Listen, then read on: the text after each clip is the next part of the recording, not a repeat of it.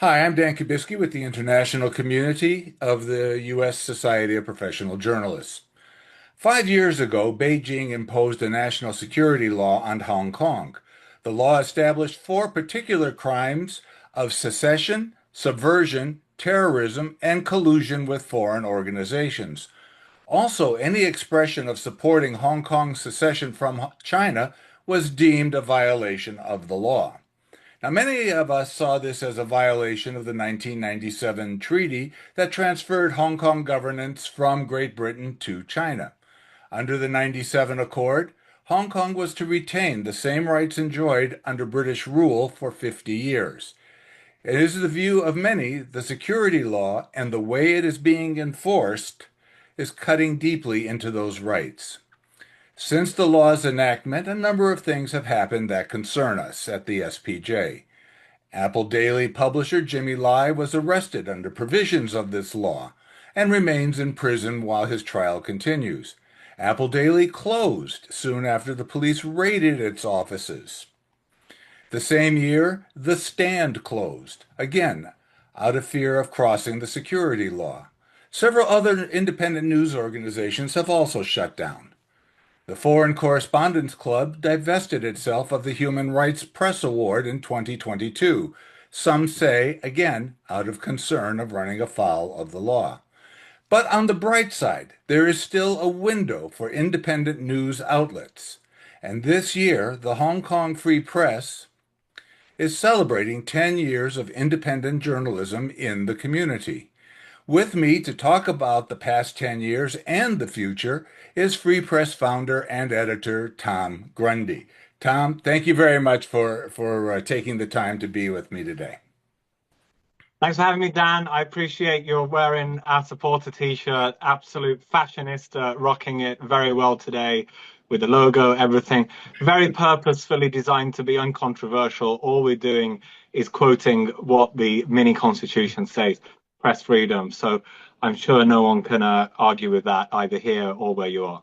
Well, thank you for recognizing the shirt. This is my uniform whenever I do these events for the international community. Uh, Tom, first, in that introduction I gave, is there anything you want to add or correct from that introduction about the situation in Hong Kong? No, you 99% nailed it. The government, of course, for balance, would say that nothing has changed and that press freedom is guaranteed amid all of this, with 1,000 journalists out of work, newsrooms raided, journalists behind bars. And I would say that it's Stand News, not the Stand News. And it was the 1997 handover, but what gave rise to that was a 1984 joint declaration. So it was all arranged, in the 80s, I suppose. Other than that, you absolutely nailed it. That's pretty much the situation now, although, it's in flux and it changes really week by week, let alone month by month. We have a very comprehensive press freedom timeline that we have kept every blow really for the last 5 years, if you look it up on our website. So, but those are the basics. And yeah, thank you for the intro and the summary. Okay. So now, even with this law looking over your shoulder, uh, a lot of news organizations fail just because they're a bad economic model or there's not a market for what they're doing. How has the Hong Kong Free Press survived for these 10 years? Yeah, the questions have gone from how long have you got to how the hell are you still here? And that's not just the politics. Just as you say, we are battling everything that the media industry in the US and everywhere else is battling. I know you have your hands full politically too, but whether it's the threat to AI and your Google referrals most recently, or just the ongoing financial existential crisis of finances, which is why I was reluctant to get into this, when I was an undergraduate. I'm 42 now. We face all of that. But then on top of it, you have this, what many criticize as being vague and broad national security legislation, of which it was just updated. We've got a 2024 locally legislated national security law, as well as the 2020 version that's just seen its 5 year anniversary. Um, and, the list of sensitive topics seems to ever grow. It was once considered relatively simple in China that you've got Tibet, Taiwan, and the Tiananmen crackdown. On top of that, we have to think about and navigate sensitive topics such as Hong Kong independence, calls for blank or protest votes, dissidents abroad, and those who have got bounties on their heads. And if you think there's safe topics like LGBT rights or the environment, well, this has become spicy as well. Pretty much anything, really. It takes a lot to try and understand what is acceptable and what is not. So, Mhm. as to our survival, well, I guess, how long have you got? I mean, I would hope to think that our strict impartiality has got something to do with it, but we are also suffering everything that everyone else in the Hong Kong media is getting, or some low-key version of it, whether that's, threats, harassment, and or government scrutiny from different departments. You name it, we have not been immune to it just because I'm a foreigner, or that we're in English, or that I'm a permanent resident that doesn't need a visa. All of these things we thought might keep us safe, and others did. That's kind of been unraveling. So, yeah, I don't know. I'm blessed to have got to 10 years. I don't know whether we have 10 weeks, 10 months, 10 more years, or whatever. But, at the end of the day, we have made the risk assessment, as we do every day, that it is better to be in than out. There are things we can do here on the ground that we couldn't do abroad if we were to leave. So it makes sense to press on at the moment. But yeah, before I keep digressing, we can also talk about the funding model, because I do think we've got a Guardian style donation based income from about 1,000 monthly donors who donate the equivalent of 200 Hong Kong dollars. I don't know what that is in US. Um, it's about £20, €20 a month, and they've kept us going all these years. But I also have to admit we are spending double than what we're getting in, and we are battling a deficit over the last 3 or 4 years. So yeah, we face the same existential stuff as everyone else Mhm. in media across the world. But at least compared to Asia, we're not seeing some of the safety concerns, say, that you would get in India, Philippines, some Right. journalists I met in Papua New Guinea, where it's a lot more straightforward, the censorship in some jurisdictions nearby, where they will come to your office and make you delete stuff.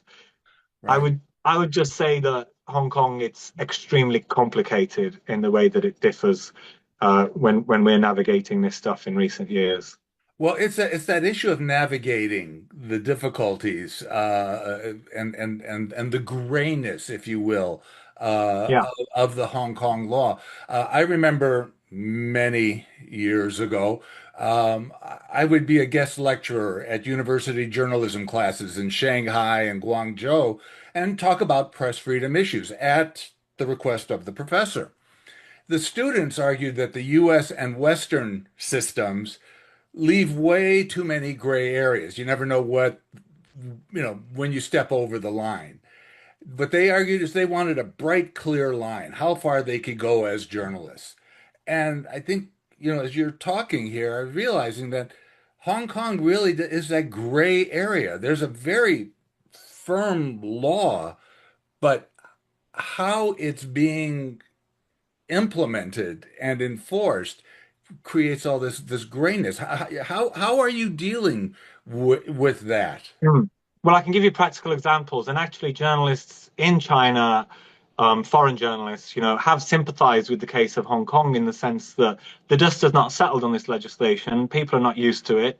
We don't know really how to navigate things. And to be honest, you get the feeling that officials don't know as to how much gas they should be putting on. And you do get, I feel, opportunism, whether it be in some of the pro-Beijing or state-run press, or maybe a lawmaker here or there, who might want to kind of, make an example of some civil society group or NGO. You have the various attack dogs in the state-backed media, and yeah, everyone, even on the establishment side, I think is trying to find what the balance might be, and it's got a little clearer over time, but it's still completely unpredictable. I mean, for instance, if we have something, the example I give is there's lots of legislation around this national security project and thousands of bureaucrats involved, and billions of dollars. But I mean, I think that is one of the issues, by the way, as well, that if it's shaped like a hammer and there's all this funding, people better be coming to work each day and finding these national security risks. But if you take the flag legislation that bars people from interfering with or desecrating the Chinese flag, um, what happens if we're live streaming something like that and someone is arrested for it? Are we obliged to delete it, put a disclaimer? Can we show that? It's all within the context of normal news reporting. So one would hope that, it's business as usual. But so, at least for an alibi, I will go about trying to clarify for my team as these rules come in what it means for us. So I will email the police, the judiciary, the Department of Justice. I will ask lawyers. The authorities will say, no one is above the law. Everyone must obey the law. You must adhere to the relevant rules and regulations. When I ask, is it legal to report this stuff or show video? And lawyers will tell you, well, there's no test cases. And to be safe, I recommend you don't really do journalism because it's all in flux and it's not really common law. So better not risk it. Unless you've got in-house lawyers, they're not going to really recommend that you press on. So it really falls upon the shoulders of a few top editors of independent news media to kind of work it out. But at least I've made efforts here to try and understand that. And to just give you an example from today, we are interviewing the outgoing American Consul General Gregory May. He's going up to Beijing.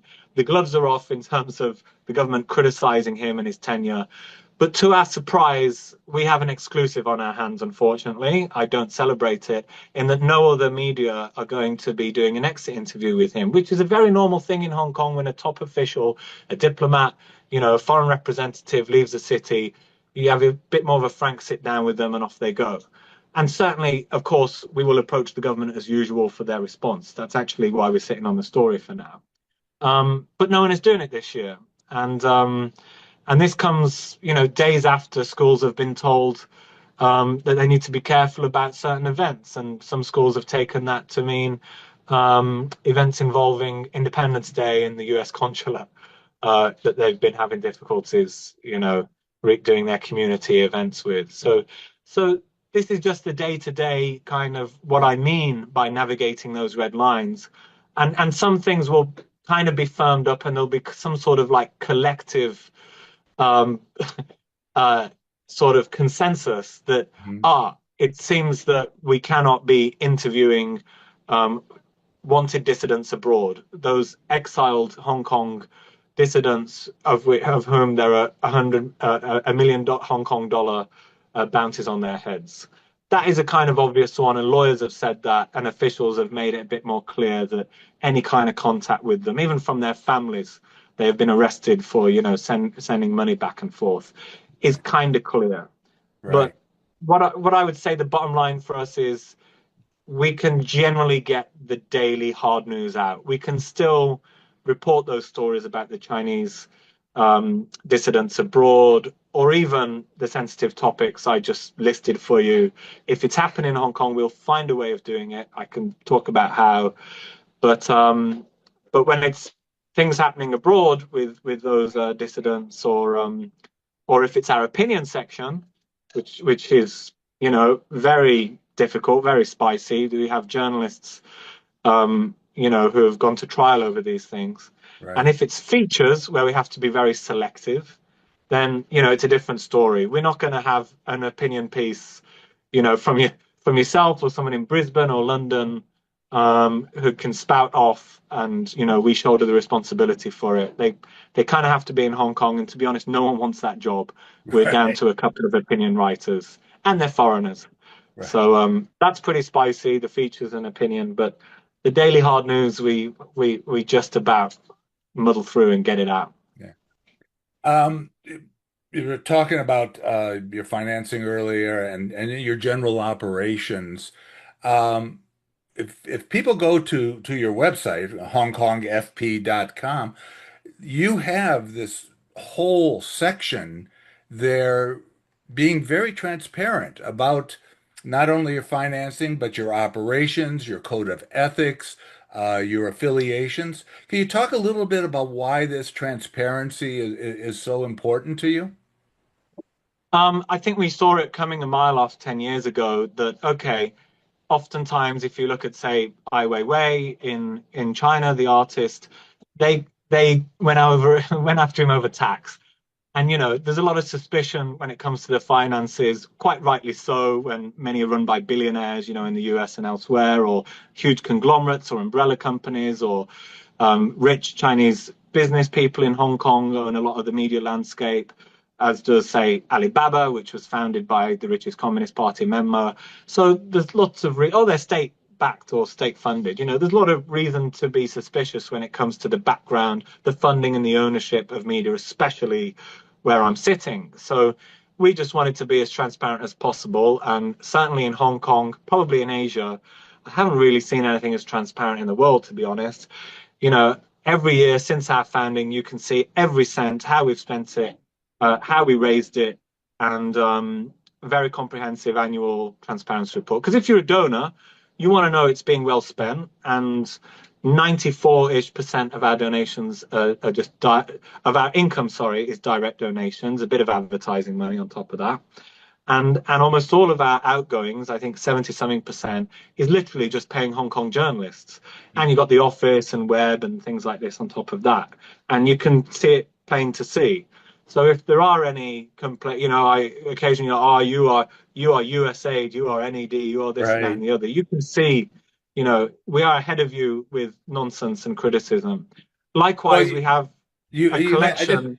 I just wanted to, while you're on the finances here, we have this whole issue of the tax office, the revenue office, Yeah, doing an audit of not only the free press, but I understand people affiliated with it and a number of other independent journalists, including the president of the Hong Kong Journalists Association, whom we yeah. had recently here for an interview. Uh, how are you reacting to this kind of government We've pressure? meticulously, you know, on the front end, you see our transparency reports. On the back end, I have meticulously recorded every salary payment, invoice, coffee, and taxi journey you can imagine. And to be honest, the tax office are having a time finding any discrepancy. Although I'm sure there are unknown unknowns, as Donald Rumsfeld once put it, and things as a one man band. I could have messed up over the years. That's my only fear, really. Because we are facing scrutiny, often from multiple government departments, that really a huge conglomerate should expect. We're really the cost of the tax we even pay each year, and we've always paid in full and on time, outpaces the actual cost of investigating a company, in supposedly the freest economy in the world, which has a turnover of a few million Hong Kong dollars. But I've been told that we've been randomly selected, which, okay, fair enough. But it seems that the entire independent news sector, all of the ones I can name of any significance, are facing them pretty much at the same time. So take from that what you will. But I have been very meticulous with this in the same way that I foresee some of the criticism when it comes to just our reporting and credibility. So we've also been collecting, if you look at the very bottom of any page of our website, all of these credibility hallmarks, whether it's the Trust Project, the Journalism Trust Initiative, ratings from Ad Fontes Media or NewsGuard, to also kind of demonstrate not just to our readers, but to the authorities and advertisers and everywhere else that we are doing, a quality job. So, we're not just saying that, we have got ethical funding and ethical journalism, and it's open and transparent. We're literally showing it as well, and winning the accolades to prove it.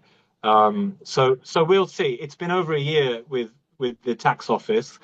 This is just one of this bureaucratic scrutiny, this administrative microscope is is another quite traditional method I would suggest that those in civil society have faced in terms of pressure, Right. and we have had quite inventive um, uh, different departments who've knocked the door. There were some complaints over my dog apparently not having a license and hot sauce that we were selling because you need a dog license in Hong Kong and a Right. rabies jab.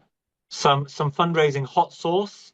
There was a false complaint seemingly over it being from an unlicensed kitchen. Again, we thought of it beforehand and made sure that was all locked down. Yeah, I was We kind had the of company. upset that you only allowed that hot sauce to be sold in Hong Kong. I really wanted a couple of bottles of that. Well, according to the relevant rules and regulations, which I emailed the Food and Environmental Health and Customs months in advance, we cannot send such foodstuffs through the post. So, Okay. as I said, I'm a one-man compliance department as if I'm running bloody Walmart or something back here. We are a team of 8 people, for heaven's sake. And this is meant to be the freest economy in the world. So maybe bear this in mind if one is tempted by maybe having a startup in Hong Kong, that this is entirely possible. We have had this is all in the last year. We had the company's registry randomly knock the door and inspect all of our paperwork. And again, they found nothing wrong that we'd been doing. Our company secretary had failed to tell the authorities of their own address change. And that's all they found there because, again, kind of saw this coming, unfortunately. But other news outlets, yeah, they're also facing the exact same thing at the exact same time. So in one sense, it's not personal, but I might suggest that, well, firstly, this may be done randomly, as they suggest. Okay, well, I should maybe put money on the lottery because I think we have calculated by getting some data as to how many inspections they do each year versus how many registered companies there are in Hong Kong, versus the probability of facing multiple inspections. And it is 0.000 something percent, But okay, it could be that, number one. It could be second, that perhaps there is some will to waste time, resources, energy, and money because it has cost us, to go through all this. And of course, my will to live. And there has been a price to be paid there, I'm sure. But I'm also very stubborn, so I somewhat take joy in creating the spreadsheets needed for all of this. And thirdly, there may be some desire to kind of have a bit of a poke around and see what our accounts might look like. But again, we made sure that the tax office, for instance, shouldn't need to see who our donors are. They just need to see who the amounts of tax and income that we've had. So we were sure to just provide that without any names on any of the receipts or whatever. Um, so yeah, we're battling through that, as well as the financial stuff and all of the AI and everything else that everyone else is battling through at the moment too. Hmm.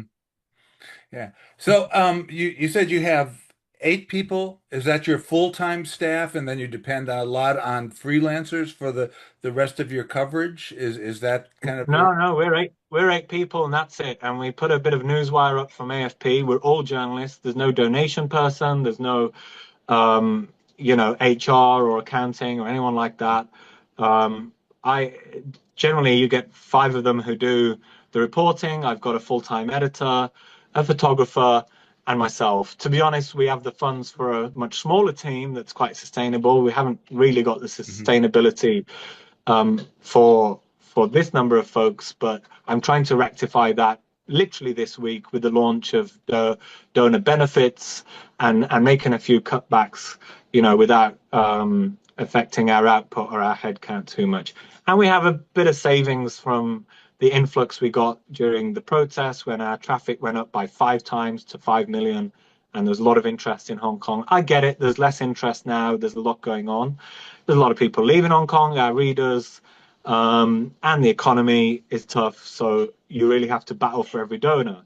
So we've sought to not put up a paywall, but offer, you know, smaller kind of different benefits for people. What was your question? Sorry. Oh, our team. Yeah. So yeah, I kind of do the rest of it, whether it's the training, some of the accounting, the HR, the paying people, the website stuff, the recruitment, basically all of the fundraising, um, as well as some of the editing. Until a few years ago, I also did all of the editing, and sometimes I would write. But I was kind of gaslighting myself as to how ridiculous that was, doing two Right. full-time jobs, coming home and doing the management, doing the report, the editing in the day. So Right. glad to have a slightly bigger team, but I think we may have expanded a bit too fast. Um, but we're trying to rectify that this year.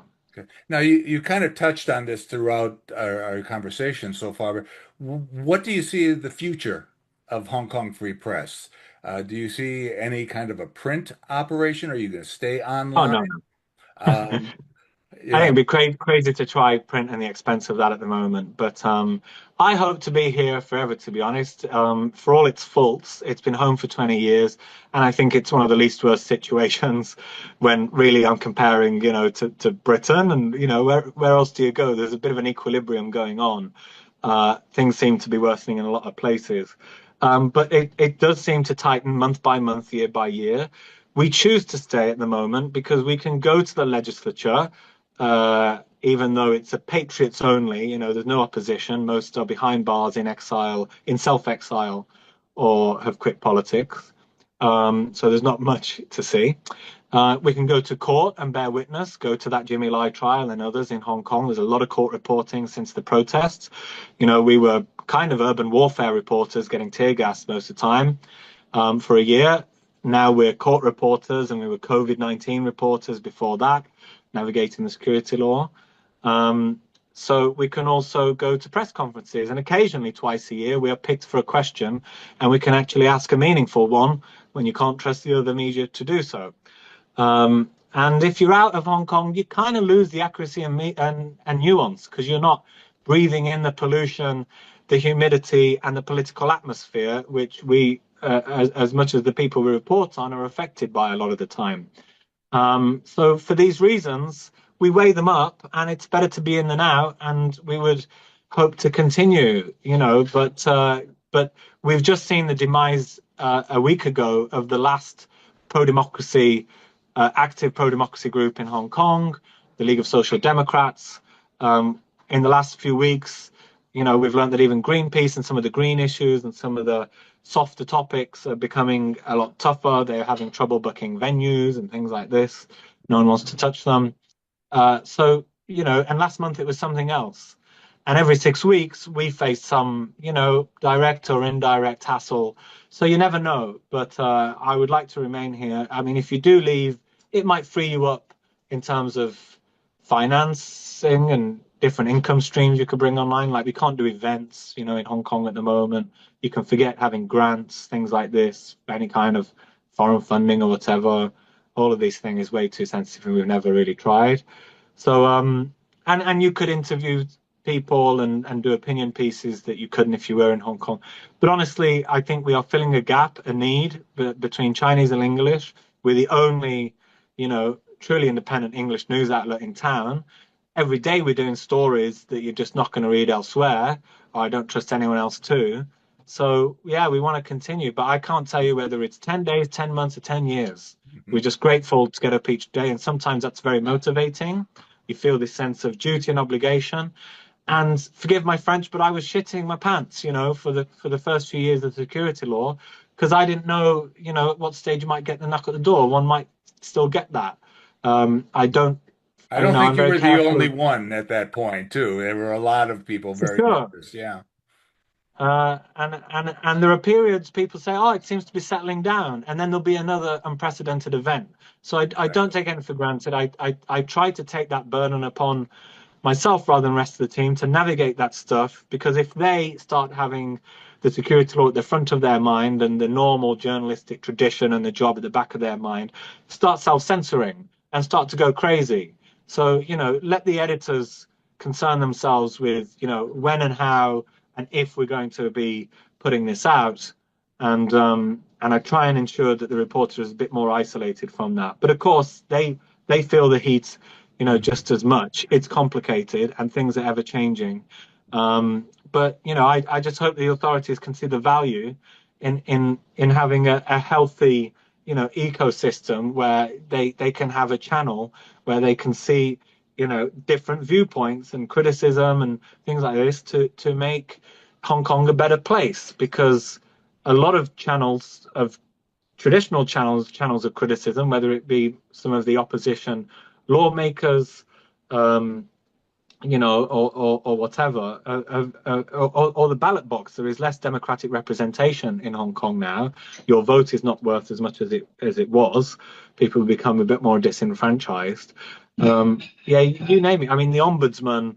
You're not seeing meaningful criticism of late of government. So all these watchdogs and mechanisms that one may take for granted, in the US and elsewhere, they're really worth valuing and protecting because we're not seeing a lot of them function, or they're not what they were, in Hong Kong, and the press is one of them as well. So that's quite motivating for us to carry on, really. Okay. Um, we've been on for a while now. Just one last question. Like, is there anything that you want to discuss that we haven't talked about, Jez? Is there some particular issue you'd like to bring forward? As soon as we end this, I will think of 10 of them, but I've tried to cram in some of my usual spiel throughout some of your questions. But we do this in a month's time, it'll all be different again.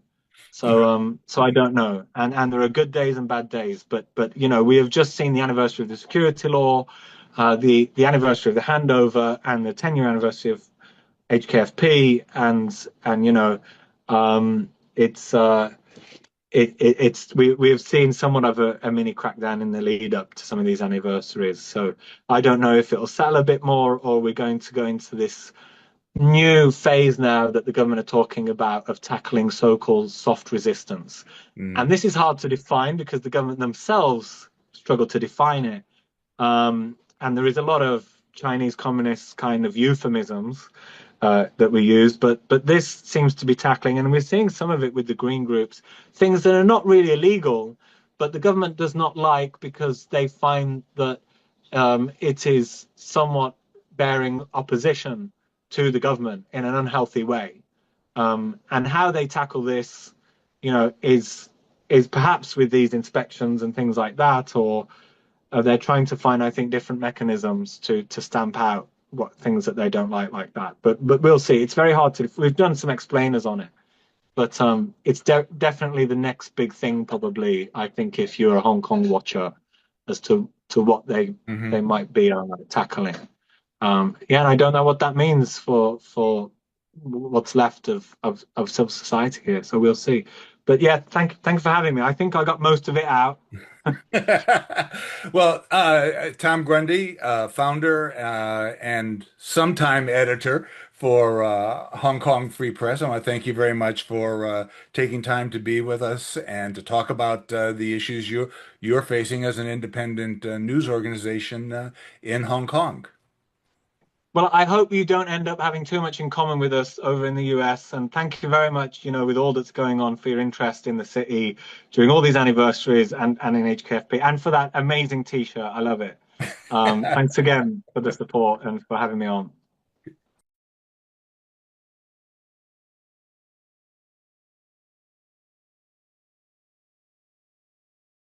Okay, Tom, there's one other question that we always try to ask people who show up at these programs. What does press freedom mean to you? Very basically, it's to be a voice of the voiceless and to hold the powerful to account. I have to admit, if you want me to talk further on that, that a lot of media sometimes get that upside down, or we get a bit overexcited in this era of AI that machines are going to be capable of doing that. And I really don't think so. And this is absolutely the core of our mission. It's in our mission statement, and it should be at the core of any newsroom. If you find yourself punching down or, comforting the comfortable rather than discomforting those in power, then you're doing it wrong.